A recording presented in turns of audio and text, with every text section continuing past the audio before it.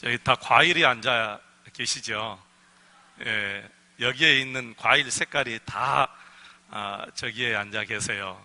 수박 색깔, 사과 색깔, 오렌지 색깔, 너무너무 예쁘고 아름답습니다. 우리 찬양대 감사하고요. 우리 청년들 감사하고 깜짝 놀랐어요. 세라는 좀 저에게 좀 끼tim이라 해주지 전혀 비밀로 해서 깜짝 놀랐습니다.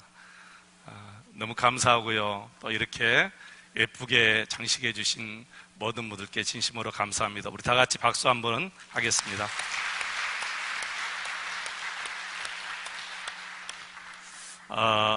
경주에 사시는 서성모라는 분이 하루는 송아지를 사가지고 집에 돌아왔어요.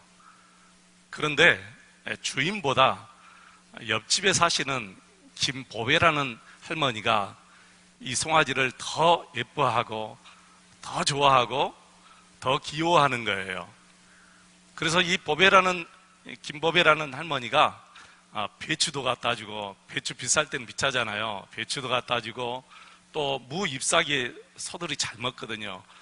무 잎사귀도 갖다 주고, 그리고 고구마 나올 때는 고구마 순 얼마나 잘 먹는지 몰라요. 고구마 순도 갖다 주고.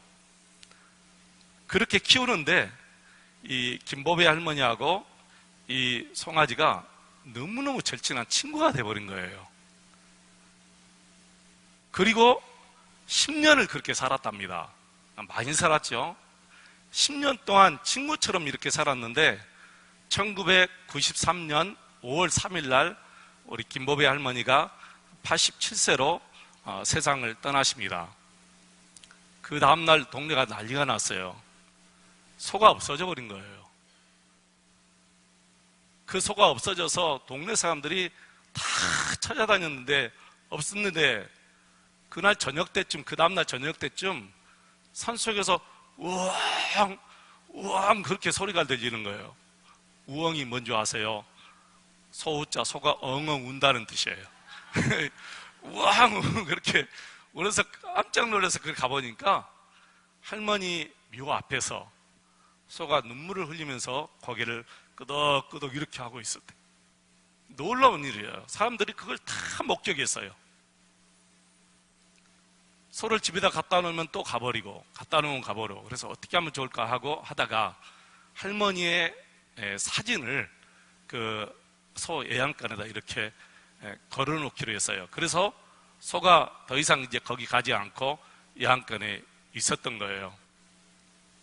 그리고 소가 한 9년 더 살고, 소가 19년을 살았어요. 그러니까 약 한 10년 동안 할머니가 살고 혼자 이렇게 할머니 그리워하다가 9년 살고, 그리고 19살에 소가 19살 산 것은 많이 산 것입니다. 여러분 9살을 살고 죽었는데 그 소를 어떻게 처분할 수가 없어서 마을에서 마을 사람들이 안 되겠다 해가지고 꽃상회를 만들어 가지고, 꽃상회는 아무나 또 하지 않습니까?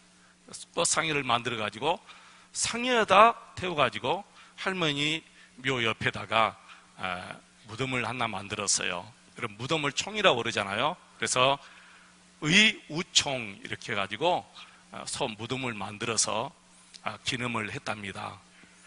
여러분, 짐승도 은혜를 잊지 않고 감사하면 사람들이 이렇게 귀히 여겨주는데, 하나님의 은혜를 잊지 않고 하나님께 감사하면 우리 하나님께서 얼마나 귀하게 여겨주겠습니까, 여러분? 저와 여러분 하나님께 귀히 여김 받는 성도들 다 되시기를 축원합니다. 우리 3층 여러분 하나님께 귀하게 여김 받으시기를 축원합니다. 그러면 어떻게 해야 돼요? 하나님의 은혜를 늘 기억하고 하나님께 감사하는 성도들이 이렇게 하나님께 귀하게 여김을 받을 수가 있습니다. 오늘 본문에 보니까 예수님을 만난 두 사람이 나와요. 한 사람은 남자이고 한 사람은 여자인데, 바리새인 시몬, 그리고 이 여인은 창녀 마리아였어요. 두 사람 중에 여러분 누가 복을 받은 사람이겠습니까? 당연히 바리새인 시몬이지요. 왜 그러냐면 이 바리새인 시몬은 바리새인 신분을 가지고 있기 때문에 종교적으로 굉장히 이치가 있는 분이에요. 그리고 사회적으로 이치가 있고, 그리고 경제적으로 부를 누리고 살기 때문에 두 사람은 비교할 수 없을 정도로 이 시몬이 하나님께 큰 복을 받았는데요. 오늘 성경을 보면, 그리고 예수님의 마음을 보면 성경이 주목하고 있는 사람, 우리 예수님이 주목하고 있는 사람은 시몬이 아니고 누구예요? 바로 이 여인 마리아인 것을 우리가 볼 수가 있습니다. 두 사람의 처지가 어떻게 이렇게 바뀌어져 버린 거죠? 감사 때문에 그런 거예요. 예수님께 감사하는 이 모습 때문에 바로 두 사람의 처지가 완전히 바뀌어져 버린 거예요. 바리새인 시몬은 예수님을 자기 집에 초대한 사람이에요. 예수님이 가고 싶어서 간 게 아니에요. 시몬이 일부러 예수님을 초대했어요. 초대해놓고 손님에게 마땅히 내어놓아야 할 발 씻을 물도 내어놓지 않았어요. 그리고 입맞춤도 없었어요. 그 당시 입맞춤은 흔한 인사거든요. 그리고 발에다 입맞춤을 하는 것은 내가 당신에게 복종하겠습니다, 그런 뜻이에요. 그러는 중에 이 마리아가 이 시몬 집에 들어와서 갑자기 예수님의 발 앞에서 울면서 그 눈물로 예수님의 발을 적시는 거예요. 그리고 자기 머리털로 예수님의 발을 닦기 시작하고, 그리고 자기 입을 예수님의 발에다 계속해서 입맞춤을 합니다. 그때 이 바리새인 시몬이 굉장히 그것을 못마땅하게 생각한 거예요. 심지어는 이 마리아는 그 비싼 향유까지 예수님의 발에 부어드렸습니다. 예수님을 향한 두 사람의 감사가 여러분 너무 대조적이에요. 바리새인 시몬은 이 창녀 마리아의 감사를 도무지 이해하지 못했습니다. 오히려 너무 지나치다고 이 여인을 공격했어요. 그리고 이 여인을 죄인으로 생각하고 자기는 전혀 죄인이 아닌 것처럼 39절 말씀 보면 알 수가 있어요. 여러분, 저는 그런 생각이 들어서요, 바리새인 시몬이 예수님을 눈으로 보고 만나면서도 예수님이 자신의 구주이심을 전혀 모른 거예요. 바리새인이기 때문에 얼마나 성경을 여러분 많이 보고 잘 보겠습니까? 우리 눈하고 다르지요.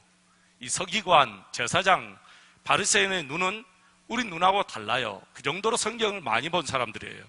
그럼에도 불구하고 이 시몬 바리새인은 예수님을 만나면서도 불구하고 예수님을 자신의 구주로 전혀 몰랐습니다. 만약에 그가 알았다면 시몬이 마리아보다 더 감사했지 않을까, 그런 생각을 합니다.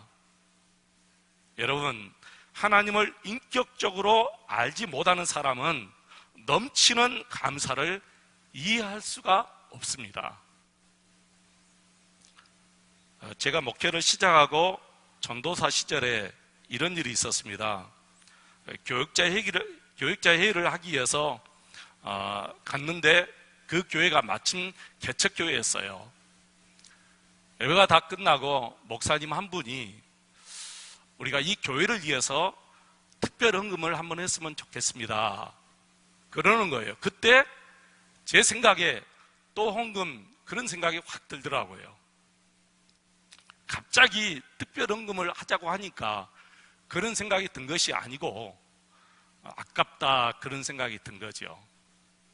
우리 교회를 위해서도 내가 많은 헌금을 드리지 못하고 그러는데 또 특별 헌금을 하냐니 너무 아깝고 해서 제가 가지고 있는 것 중에 가장 작은 것을 손에 꼭 쥐고, 손에 꼭 쥐었다는 것은 남이 보면 부끄러울 정도다, 이제 그런 뜻이겠죠. 그리고 헌금을 드리고 집에 돌아왔습니다. 집에 돌아와서 생각해 보니까 사람이 보기에 부끄러운 헌금을 어떻게 하나님께 아무 생각 없이 이렇게 드렸을까, 그런 생각이 드는 거예요. 그때 헌금에 대한 생각이 완전히 바뀌어졌어요.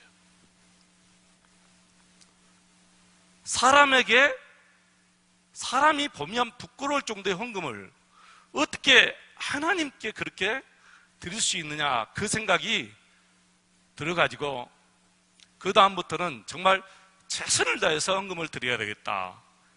그리고 한동안 내게 있는 것을 아낌없이 드리는 큰 찬송을 못 부른 거예요. 부를 수가 없었어요. 너무 마음이 아파서. 제가 저와 집사람 결혼하고 집에서 여러 번 다투었는데 헌금 때문에 다툰 적이 있었거든요. 저는 결혼할 때부터, 결혼하기 전에도 그렇지만은 많은 돈을 손에 가지지 못했고 보지도 못했고 관리를 못하기 때문에 저희 집사람이 모든 돈을 다 관리해요.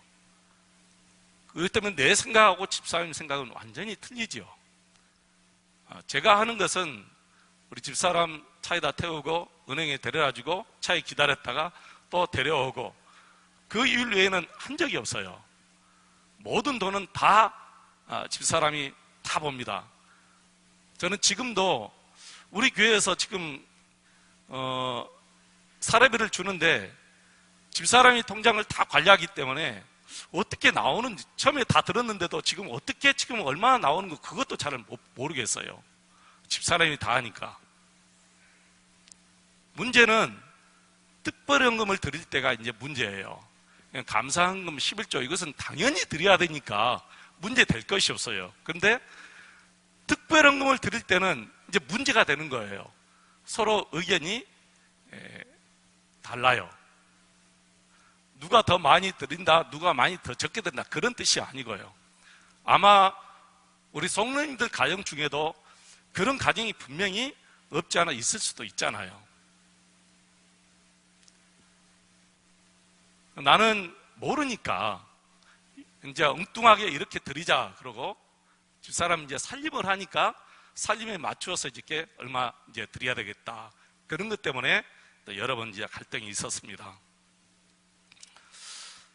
여러분, 감사주일은 특별히 특별헌금이나 이렇게 추수감사절, 맥주감사절, 또 부활절, 이런 감사절기는 복받는 절기임에도 불구하고 시험에 들 수 있는 절기다, 그런 생각이 들더라고요. 심지어는 정말 하나님께서 우리에게 복을 주시기 위해서 이런 절기를 지키라고 했는데 불구하고 오히려 하나님의 마음에 근심이 들 수 있겠다, 그런 생각이 들어요. 여러분, 그러죠? 감사절 절기는 복받는 절기예요. 하나님이 우리에게 복을 주시기 위해서 정한 절기예요. 그런데 오히려 하나님의 마음에 근심을 드리는 그런 절기도 될 수가 있어요.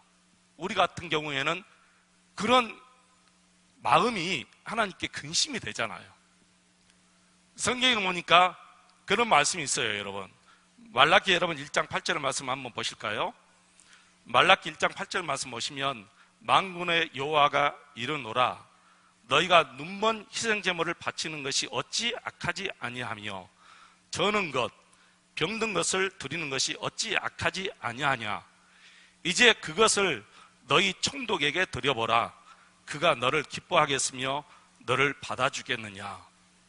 이스라엘 백성들이, 하나님의 자녀들이 하나님께 제물을 드리는데 눈먼 것을 가져오고 발 저는 것을 가져오고 흠이 있는 것을 가져오고 그리고 점 있는 것을 가져오는 거예요.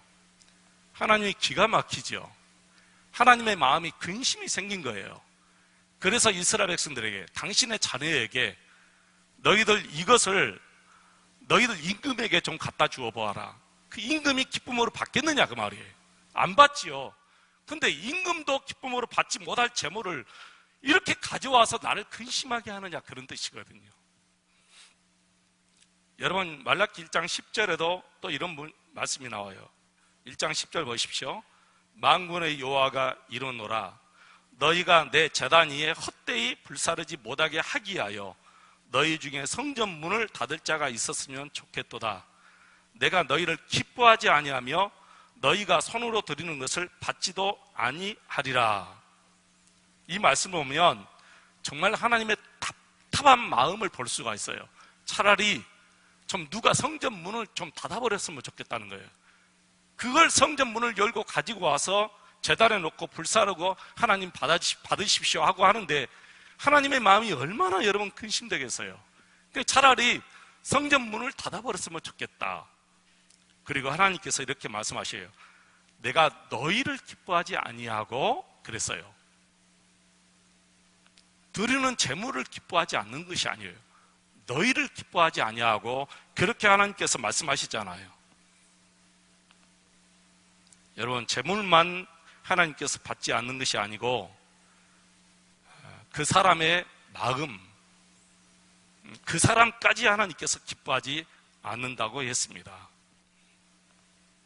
디모데후서 3장 1절로 2절 말씀 보면 말세에 사람들에게서 감사가 사라질 것이다, 그렇게 말씀하셨습니다. 말세에는 자녀들이 부모님을 거역하고 그리고 감사가 사라진다는 거예요. 여러분, 우리가 이 바리새인 시몬과 같은 사람이 되는 것을 정말 두려워해야 됩니다. 예수님을 집에 초청해 놓고 마땅히 드려야 할 발 씻을 물도 드리지 아니했습니다.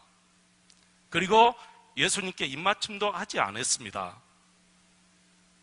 아무것도 하지 않았어요. 예수님을 초청해 놓고.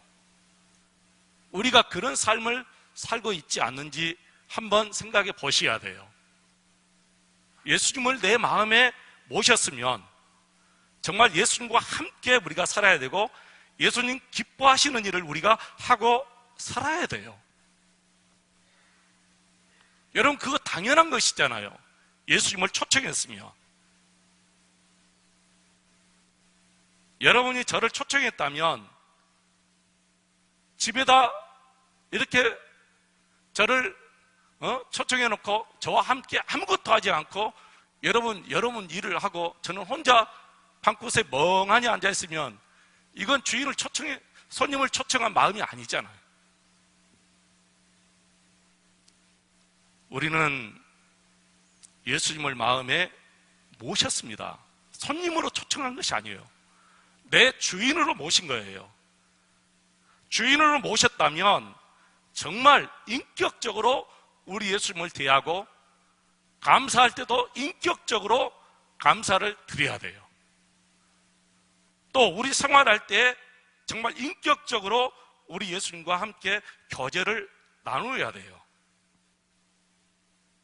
그래야만이 우리 삶이 여러분 달라지고 감사가 달라지고 은혜가 달라지고 그리고 우리 입술에서 나오는 말이 달라지고 그리고 순종이 달라지고 봉사가 달라지고 그리고 예수 믿는 태도가 여러분 달라집니다. 형식적일 수가 없어요. 예수님을 인격적으로 만나면 형식적일 수가 없다는 거예요. 남편이 아내에게 생일 선물이나 결혼 선물을 할 때 형식적으로 하는 부부가 있습니까? 형식적으로 하는 부부는 없어요. 정말 당신을 만나서 감사하다. 진짜 감사해서 아내에게 남편에게 선물을 준비해서 드려요. 하물며 하나님을 만나서 하나님과 함께 살면서 감사할 때 형식적으로 여러분 감사할 수 있습니까? 매 주일마다 드리는 감사헌금 아무 생각 없이 그냥 갖다가 던져버립니까 여러분? 그러는 분은 한 분도 없어요. 감사헌금도 마찬가지입니다. 11조헌금 모든 헌금 다 마찬가지예요. 우리가 정말 마음에 우러나서 기쁨으로 감사하는 것은 예수님을 나의 구세주 그리고 내 인생의 주인으로 마음에 모셨다는 증거예요. 그래서 시편 50편 23절 말씀 보면 감사로 제사를 드리는 자가 나를 영화롭게 하나니 그의 행위를 옳게 하는 자에게 내가 하나님의 구원을 보이리라 그렇게 말씀했습니다. 부산에 가면 세계력교회 손현보 목사님이 심호하시는 교회가 있습니다. 손현보 목사님이 책을 한 권 냈는데요, 오래전에 나온 책이에요. 저는 오래전에 읽었습니다. 목사님 전도가 너무 쉬워요 라는 책인데, 이 책 내용에 보면 이런 말씀이 있습니다. 우리 손 목사님은 권사님들에게 권면을 많이 하신답니다. 근데 유독이 한 권사님이 반응이 없어요. 주일 성수도 잘 못하고 새벽 기도도 잘 못하고, 그래서 도대체 저 권사님이 왜 새벽 기도도 잘 못하고 주일 성수도 잘 못할까 알아보니까, 고추 농사를 하는데 거기에 재미를 붙여가지고 맨날 밭에 나가서 고추만 보고 있는 거예요. 그리고 벌레 잡아가지고 물 대주고 늘 그 일만 하는 거예요. 어떨 때는 주일도 빠지고 고추밭에 나가고. 목사님 너무 성질이 나가지고 권사님 밭에 가서 고추 다 뽑아버렸대요. 아마 제 생각에는 그런 생각이 들더라고요. 뽑아버려도 될 정도의 그런 권사님 같아요. 그러니까 시험에 들지 않겠다 하니까 뽑아버렸겠죠. 너 나와 난리가 아니면 뽑아버렸겠어요. 그리고 목사님도 뽑는 목사님도 대단한 목사님이고, 그걸 받아주는 권사님도 저는 대단하고 생각해요. 권사님이 하루는 밭에 가보니까 그렇게 애지중지 자식처럼 키운 그 고추를 누가 다 뽑아버렸으니 얼마나 성질나겠어요. 정말 기절할 줄 알았대요. 털썩 주저앉았대요. 그리고 집에 돌아와서 시험에 들어가 주일날 교회를 못 간 거예요, 권사님이. 그럴 수밖에 없지요. 고추 농사 지으면서도 주일 성수 못했으니까 너무너무 큰 시험에 들어가지고 주일날 나가지 못하니까 목사님이 모른 척하고 권사님 댁에 방문을 했어요. 신방을 갔어요. 권사님 왜 이렇게 주일날도 못 나오시고 그렇게 계십니까? 그러니까 목사님 말도 마세요. 어떤 작것이 우리 밭에 나와서 고추를 다 뽑아버렸어요.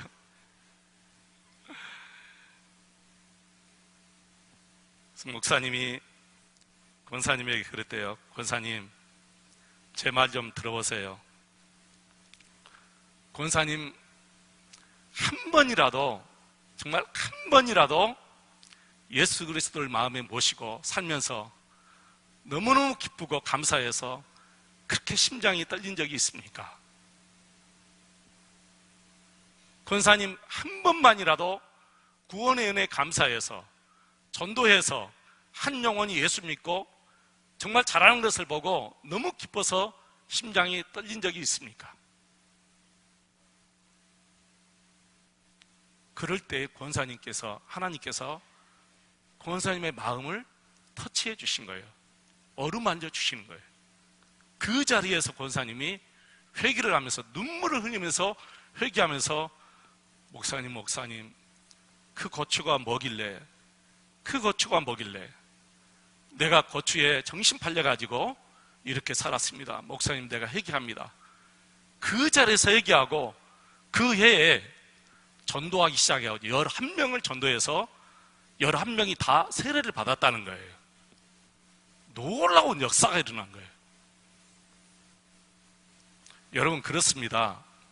한 사람이 예수 믿고 예수님을 제대로 만나야 돼요. 인격적으로 예수님을 만나야 돼요.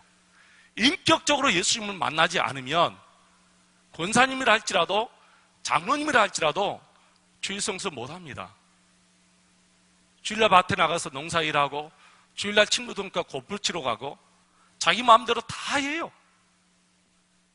여러분, 주일이 어떤 날입니까? 예수님이 나를 위해서 십자가에 죽으시고 부활하신 날이에요. 나의 구원을 완전히 이루어 주신 날이에요. 그런 날 어떻게 여러분 친구들과 함께 골프 치러 갈 수 있으며 가족들과 함께 야외에 놀러 갈 수 있으며 심지어는 밭에 나가서 여러분 고추 농사할 수가 있겠습니까? 못하지요. 여러분은 예수님을 인격적으로 만나셨습니까? 예수님을 인격적으로 만나서 감사할 때, 이렇게 절기연금이나 특별 감사할 때 정말 아낌없이 최선을 다해서 감사할 수 있습니까? 저는 맥주 감사절, 추수 감사절, 그리고 부활절, 이 모든 절기는 하나님께서 우리에게 복을 주시기 위해서 제정하신, 하나님이 명령하신 절기예요. 우리 사람이 만든 절기가 아니고, 우리 교인들이 우리가 이렇게 하나님 앞에 감사하자 해서 만든 절기가 아니라 하나님께서 명령하신 절기이기 때문에 여러분, 이 절기를 우리가 정말 잘 지켜야 돼요. 축복받기 위해서 저와 여러분이 이 모든 절기를 잘 지키시기를 주의 이름으로 축원을 드립니다. 시간이 없어서 좀 다른 말씀 준비를 했는데 못 드리겠습니다. 사랑하는 성도 여러분, 추수감사절, 전 세계 모든 교인들이 하나님을 믿는 모든 사람들이라면 이렇게 추수감사절, 맥주감사절, 부활절, 성탄절 이렇게 하나님 앞에 드리는데, 하나님 앞에 기쁨으로 정말 최고의 것을 준비해서 최상의 예배를 드릴 수 있는 저와 여러분 되시기를 축원합니다. 저는 오늘 본문에 나오는 여인이 참 부럽습니다. 신부는 비록 창녀였지만 저와 상상할 수 없는 믿음과 감사를 가지고 있어요. 저는 이 여인에 비해서 정말 큰 목사의 직분을 가지고 있고, 그리고 사회적으로도 신분이 있고, 그리고 경제적인 부를 이 여인과 비교해 볼 때 말없이 크게 누리고 있지만, 내 감사와 이 여인의 감사를 비교해 볼 때는 내 감사는 정말 형편없는 감사구나 라는 것을 알 수가 있습니다.